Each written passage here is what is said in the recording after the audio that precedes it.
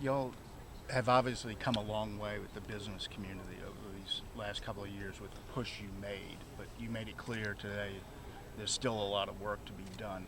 How does the success of landing this game help in that effort going forward?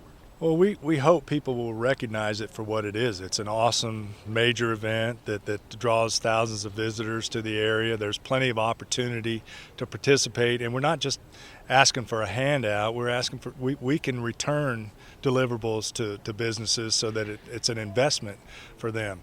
You know, we ask everybody to look at the return on investment, and we feel we'll hold ours up against anybody right now. We've got work ahead of us. We've made progress, and we're always going to have to fight above our weight class because we're just the community we live in. We're smaller, fewer businesses, but that doesn't mean we can't compete. There are businesses in this community, this state, in this region that if they decide to help us, have the wherewithal to help us, and we're hopeful that we will. Again, before I made those comments, I wanted to be clear that we're appreciative of everything that's been done, but times have changed. The stakes are so much higher right now with every decision in college football driven around finances. We've got to be mindful of that. The Sugar Bowl has done its part. It's stepped up and delivered several $1 million over 2 championship efforts, to make this happen. But you can't do that forever.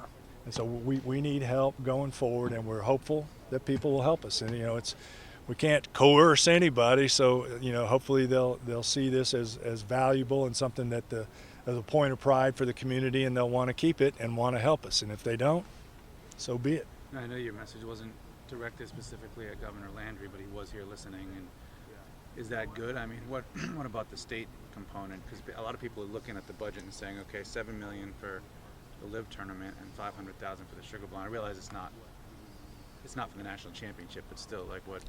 Well, I'll say this right now, that without the governor's support, we wouldn't have been standing here today. As he's pledged assistance at a significant level, and we're grateful for it. And that's what gave us the ability to go forward, because we couldn't. The cost of this event it's just gotten bigger, and from when we hosted it in 2020, costs have almost doubled.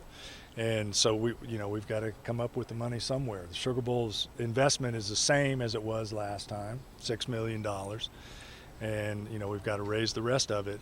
Effectively, I'm getting inside baseball, I guess, here, but what happens is the Sugar Bowl is guaranteeing this event. So any shortfall that we have in fundraising is coming straight out of the Sugar Bowl's bank account on top of $6 million. So we're motivated to try and get some help, going forward. What's the price tag? I can't get into that. It's proprietary. Do you think you'll get that help that you need, not only just, for this year that you even mentioned, but just in the future? Like, how confident are you that, whoever you need will step up? We're optimistic that we'll have an opportunity with people. All you can do is try, and we're going to stay after it. You better guarantee yourself that we're going to work hard to try and give everybody an opportunity to participate, and at the end of the day, we'll see where we land. But we think it's a good product. We think there's plenty of good behind it. We mentioned the $5 million that we've done in support of public school teachers since 2019. Well, another big influx will come to that effort as a result of the national championship game.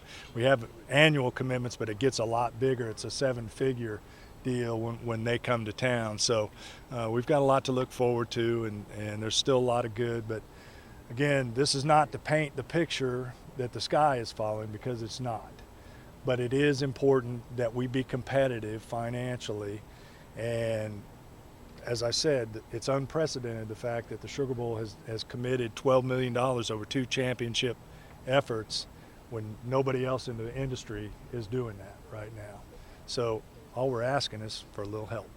So how are the other bids working? They're able to raise it in the corporate community, or they have a major events fund that similar to what we have here. Texas has one that Dallas and Houston have been able to tap into.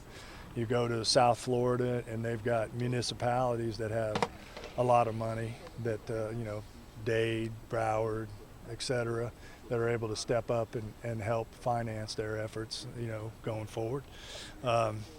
We don't necessarily have that luxury at the city level here, but what the city does contribute is they provide security, the infrastructure, at basically no or little cost to us, and so that's worth real money there as well. This announcement comes at a time, a couple days after the announcement that the governor has asked for National Guard troops to come in and work with law enforcement as the head of one of the premier events here in New Orleans. Do you have any concerns or any questions on how this is going to work and the potential impact on your visitors?